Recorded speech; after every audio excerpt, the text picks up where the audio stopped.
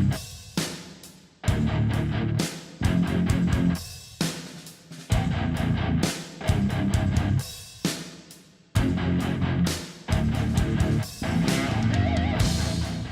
everyone, onlydraven here again, and thank you so much for tuning in this week.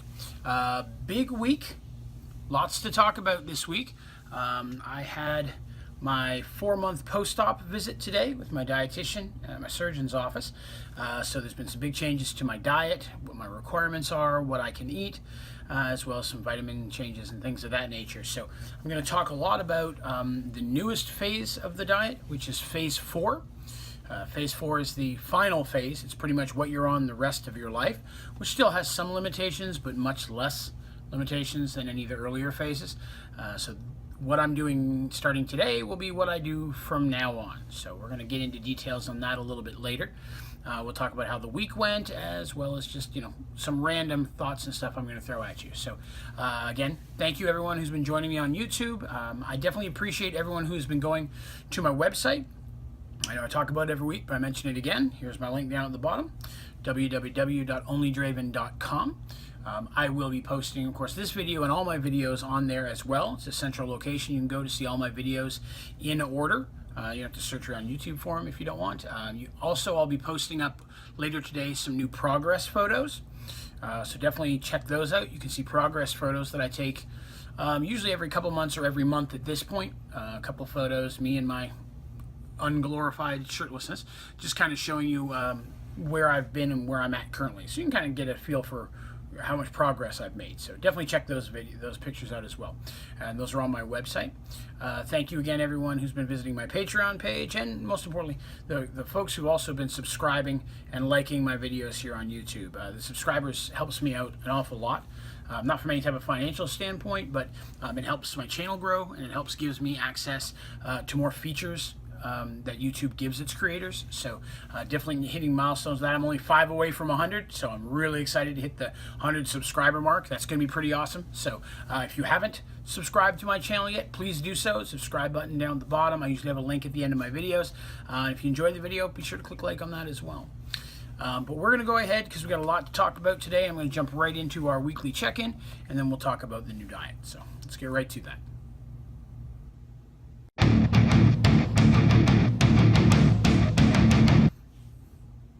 And welcome to the weekly check-in. This is where we kind of just talk about how the past week has been, my progress in the diet, and just kind of where I'm at. So I had another really good week, a little bit better than normal week. Last week, if you watched, I would actually lost 5 pounds. This week I lost another 4, which is phenomenal. I'm still making really good progress. I'm losing weight just about every week, ranging from 2 to 5 pounds at this point, averaging closer to 2 to 3. I've only had 1 or 2 weeks since I had the surgery 4 months ago where I didn't lose anything. And those weeks happen. You have your little stall or your little plateau weeks, but I've been really just trucking along steadily by staying on all the rules, following all the advice I've been given, and really only eating what I'm supposed to in the amounts. So I'm down 4 pounds this week. That puts me down a total of, I got written down here, 148 pounds. I am only 2 pounds shy of being down 150 damn pounds in about 7 to 8 months. So that's mind-blowing to me. Going in and seeing my doctor today for my 4-month post-op visit, and just kind of talking to them about it, they were really happy with my progress. At this point, I'm actually 2 months ahead of where I normally would be. Just the average person. Some people better, some people less when it comes to the amount of weight loss they have. I'm about 2 months ahead of schedule on my loss at this point. But I'm also very healthy. There's not any real problems. I haven't had any real medical side effects. I don't have a lot of nausea, dizziness, weakness, any of that. So they were very happy with my progress, and they're very happy with that I've been listening to them and that I've been following all the rules. So it's always great to get that feedback, that assistance. I'm not going to go back now for another 3 months, and I'll see an exercise coach and a dietitian then. Today I just saw a dietitian. She was awesome. But I'm down 148 pounds total, which puts me right at 283 is how much I weigh currently.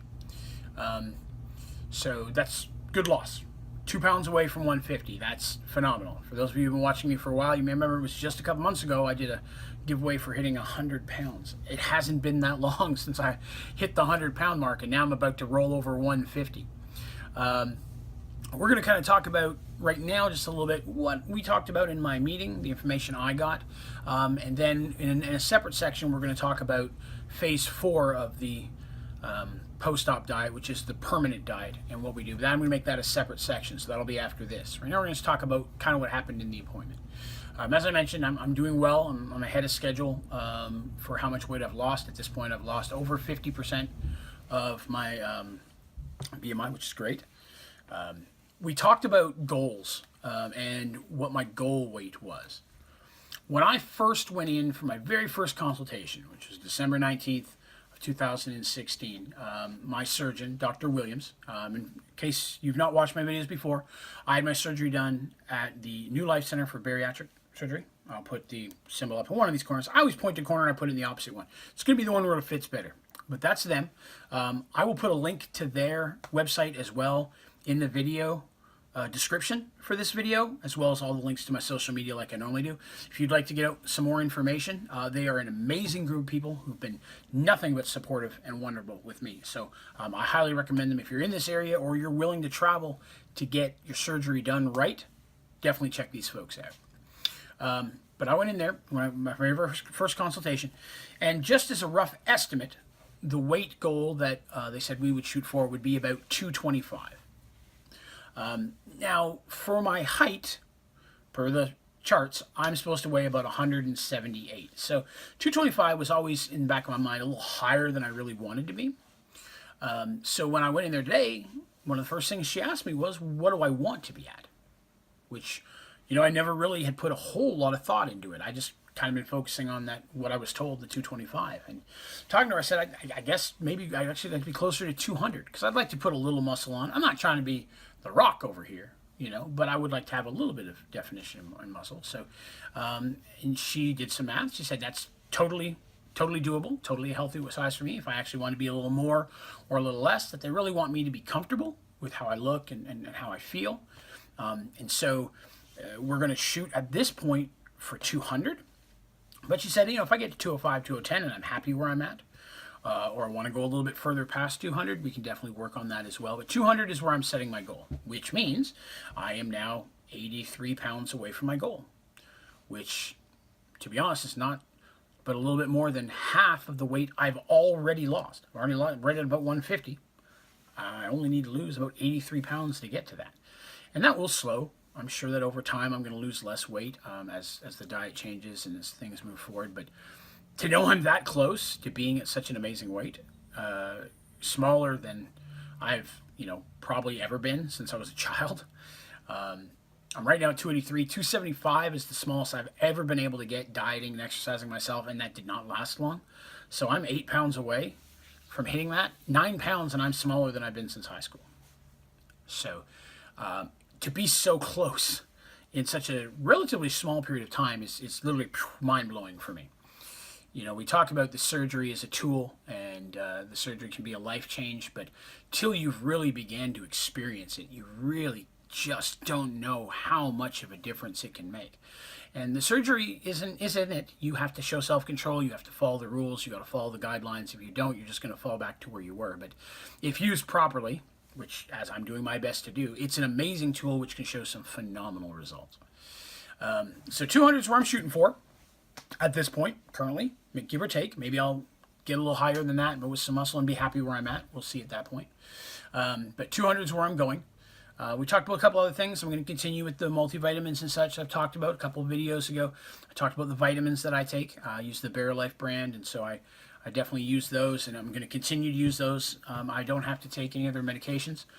A couple things that have changed. I can now use, I guess what you'd call over-the-counter painkillers, ibuprofens, things of that nature. I do have to limit them.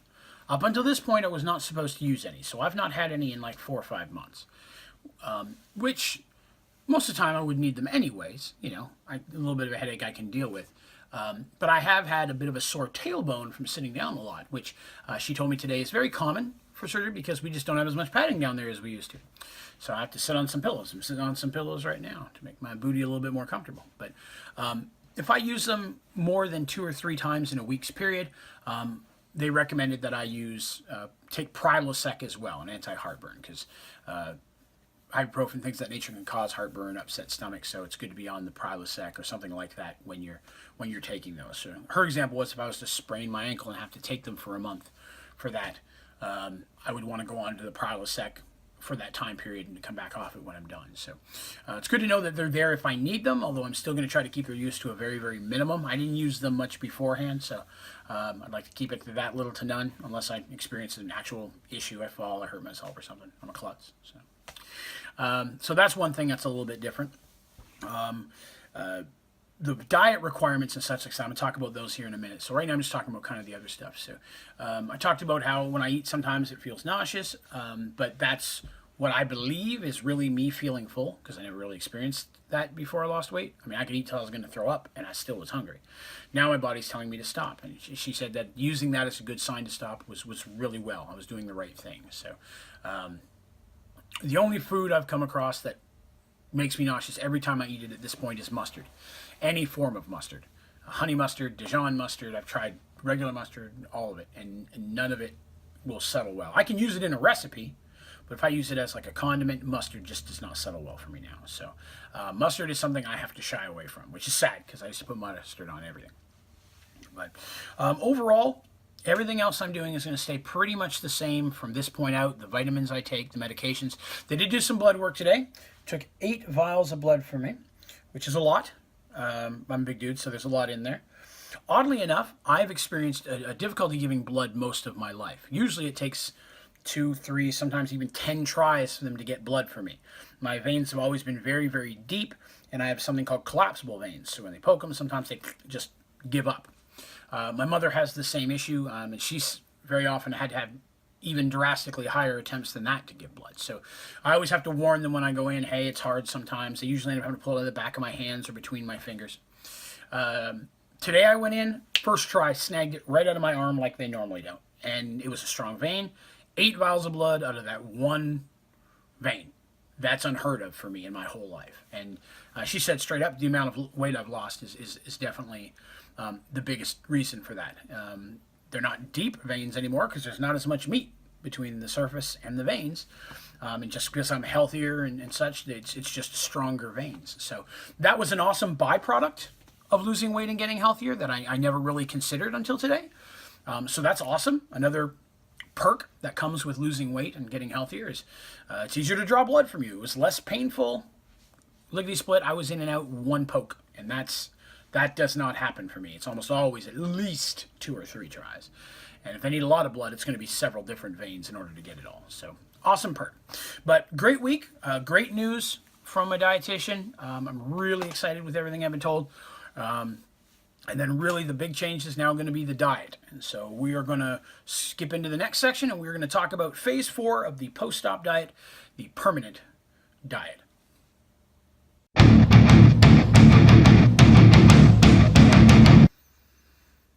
All right, so now we're going to talk about the phase 4 of the diet, the permanent phase, what you eat from now on. There's a lot less limitations than on the earlier phases, but there are still some. The requirements that I had before of protein, carbs, and fats. Calories is not anything I've ever really had to look at. There have been no calorie restrictions for me. It's all been fats, carbs, and proteins. Those requirements still exist, although some of them have altered. My fats, I still want to stay under 30 grams of fat every day.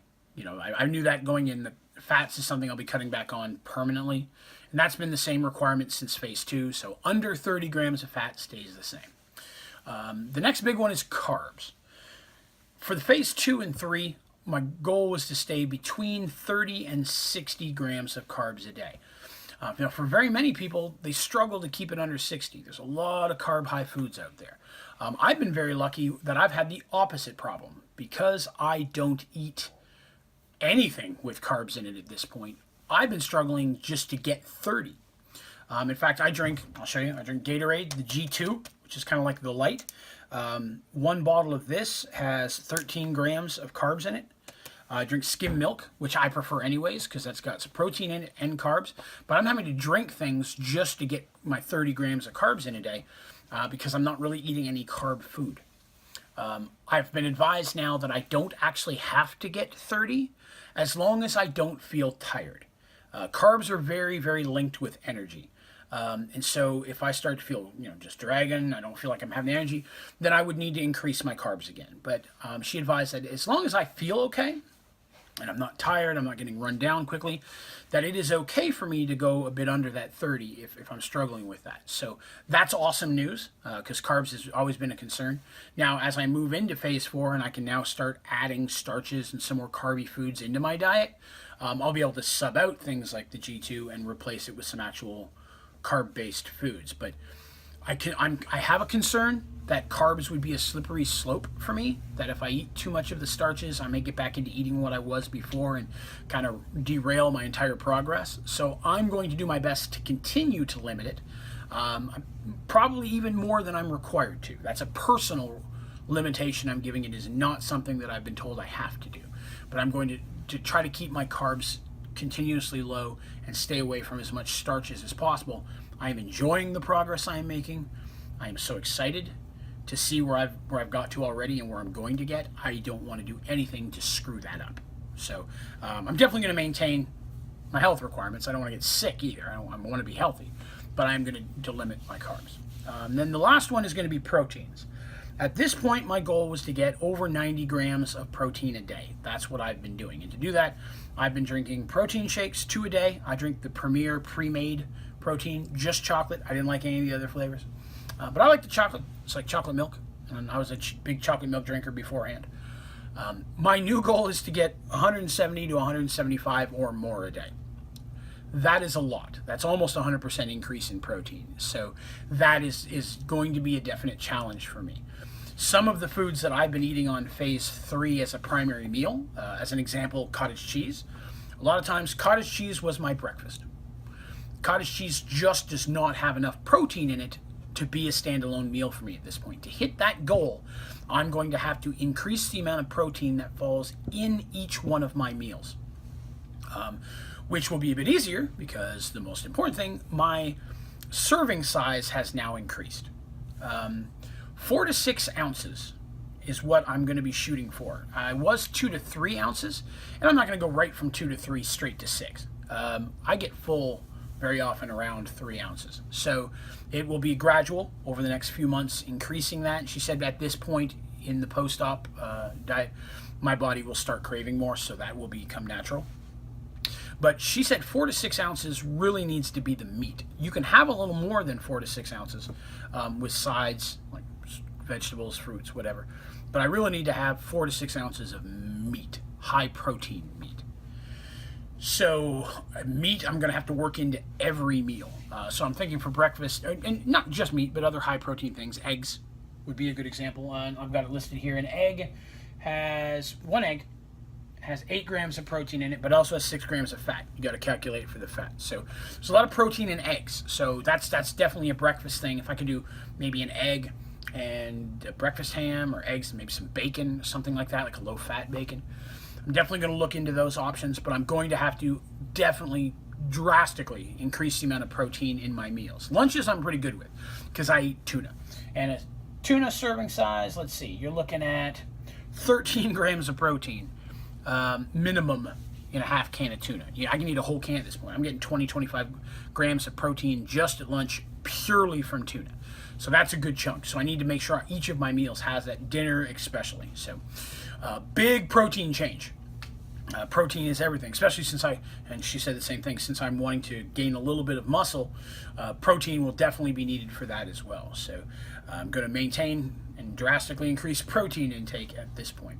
When it comes to food limitations, I can now eat all lean meats, including red meats. Up until this point, I could only have ground beef, but now I can have, steaks or whatever. Again, lean meats, little fats, and then how you prepare them, not a lot of sauces and butters and stuff.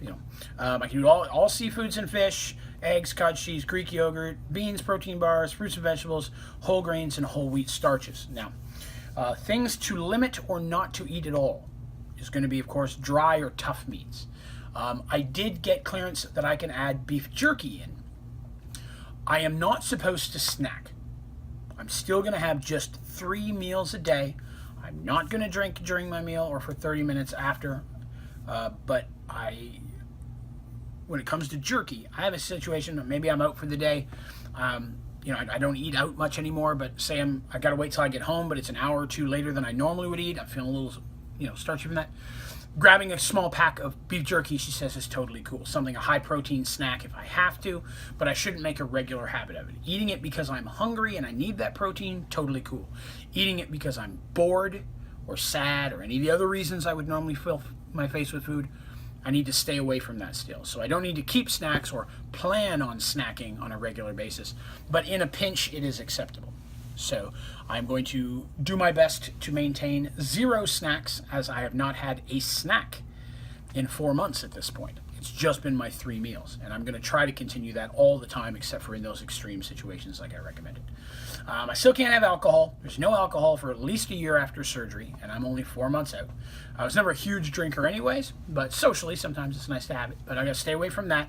I've still got to stay away from fried foods. Greasy fried foods will still mess with my stomach. So I need to stay away from that. So French fries, deep fried, whatever, all that goodness. A deep fried Twinkie, they make those, which is disturbing, but none of that.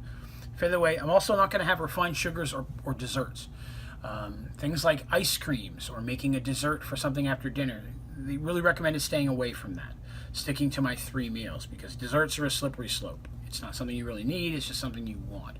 And I see a lot of people talk about the ice creams, and I asked about those specifically, but they recommended staying away from that. And that sucks a little bit because I love ice cream. So it always was my favorite snack, especially at night before bed. But I have followed these rules since the day they gave them to me. I'm not going to stop now. So not even going to look at ice cream. Ice cream is unfortunately probably permanently gone for me at this point. I'm going to stay away from ice cream. Maybe in like a smidge of an emergency birthday or something like that. But ice cream is not something I'm going to move back into my diet. That's a personal choice. I'm just not going to do so. And then, of course, we have the starches. You have things like your potatoes. Now, it says not to eat white bread or white starches. I did not really read that when I was there, so I need to get some clarification on what a white starch is. In the back of my head, I'm thinking potatoes. But I have been told, a little bit, if I want a little bit of mashed potatoes with a meal or something. I mean, I can eat a steak. If I want to go to a steakhouse, and that's my goal. My family and I were going to kind of celebrate this. Sometime in the next couple of weeks, we're going to go to a steakhouse, and I'm going to get steak, probably some vegetables. I'll stay away from the breads, of course. But being able to eat the starches again, I can now have a piece of frickin' toast. And I want toast. Toast is something I've been desiring for a while. I'm going to have to buy a new toaster, but I'm going to get a toaster, and I'm going to get some high-protein, low-carb bread. I found a Nature's Own low-carb bread, which is very high in protein. I'm going to try that first. I have heard that the texture of it can sometimes be a little odd, but I'm going to give it a shot. If not, then just the whole wheat, lowest carb I can get is what I'll jump on. But a piece of toast for breakfast with my meal now and again will be phenomenal. I'm not going to eat a lot of like sandwiches and things like that. I'm still going to try to keep breads out as much as possible. Although it'll be nice now if I want to go to Taco Bell and get a chicken soft taco or a steak soft taco to eat, I can actually eat the tortilla now, which I'm very excited about. So looking at things like wraps and such instead of sandwiches, finding like a low carb wrap is definitely something I'm going to be looking for to see if I can find something that maybe will fit in there. More of an eating vessel. It's not that I really want the bread, but it'd be nice to have something sandwich or burrito style wrap for convenience or something different, as long as I can maintain it within my goals. So I can also, like I said, have carbonation again. I don't drink sodas. I have not had a drop of a soda since February 28th, 2011. I'm over 6 years at this point without having a drop of soda, which made mixing alcohol challenging sometimes. But I don't drink soft drinks at all. That was a choice I made a very long time ago. Don't ever plan on having one again. But I do drink frosted ice carbonated waters, fruit waters, and they were delicious. That's how I got rid of soft drinks, is I found those. They gave me the fizzy needs, and there's nothing bad in them. It's about vitamins, nutrients, and it's like water. It's zeros down the board. So I have not had carbonation up until this point. I'm going to buy one when I get groceries this week, try it, see how my stomach handles carbonation. But it would be very nice to be able to add that back in, to be able to have something different to drink, because I pretty much just drink the same 4 things every day. So it'd be nice to have a little of that in there. But worst case scenario, I've gone without it 4 months. If my stomach can't handle it, I'll just go without carbonation. But I'm looking forward to giving it a try. So that'll be a fun thing to add back in. So this being said, now that I'm into phase 4, there's a few new things I'm going to be looking to do on my channel over the next month or so. I'm going to make a couple more cooking videos, but now I'm going to kind of target things that fit a little bit more in phase 4. So for those of you who have already been through the surgery or looking to go through the surgery, you'll be able to see some of the meals you can eat permanently once you hit that final phase. After your first few months and the soft and the pureed, the liquid phases are all done. Once you get to the final phase, I'll show you some meals that you can have that hopefully going to be really tasty and not too hard to make. I'm also going to be looking at different ways to eat out, whether it be fast food restaurants, sit-down restaurants. I'm going to try to target chains, things that are national or international, and I'm going to look to see what I can find that you can fit in a bariatric diet.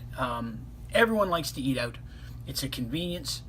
There's times when everyone around you is eating out, and it's very hard to sit and watch other people eat out while you have nothing.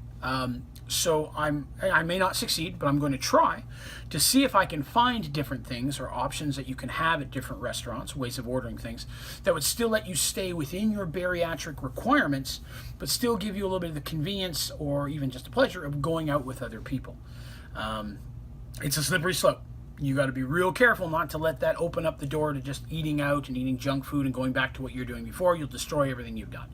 But to have a couple options out there, like I've found with the Taco Bell I've talked about in the past, will be a nice thing to have, especially if you're traveling, if you're driving for a whole day, you can't sit and make a meal. To have those options will be nice. So I'm going to try to look for things, certain meals that will fit within those bariatric rules and goals, and then I'll share those with you on what I find and try them, see if they're any good, and give you some ideas, maybe film at the restaurants, come up with some different options for folks. So if there's anything that you have found at a fast food restaurant or a sit-down restaurant or a takeout place that is really tasty and yet is bariatric friendly, falls within our guides and what we can eat, please share those with me. Put them in the links to this video or put them in the description. Leave a comment. You can go on my website, onlydraven.com. There's a place you can send me an email right there. I'd be happy to include those into tips for other folks. Or you can go on any of my social media, Facebook, Twitter. Links to all of those are both on my website and in the description of this video. Feel free to follow me on any of those. I'm going to try to share more of these tips and things that I find on those as well. So hopefully we can all help each other out, move forward on this. So that's pretty much everything I've talked about this week. I know it was a long one. I had a lot to go over. So we're just going to kind of call it at that. If you have any questions about the phase 4, anything I didn't cover, anything you'd like in more detail, again, shoot me a message or leave a question in the comments. I'm happy to reply to you either privately or publicly. Just let me know. And I will continue to let you know how things go as I move into this new phase of the diet. So thank you so much for tuning in. Please like and subscribe to my channel, like the videos, check out my website. Thanks again, everyone, for following me and for all the awesome feedback I've been getting from you. It means a lot to hear from everyone every week, and I look forward to speaking with you again. So we'll see you next week. Have a good one.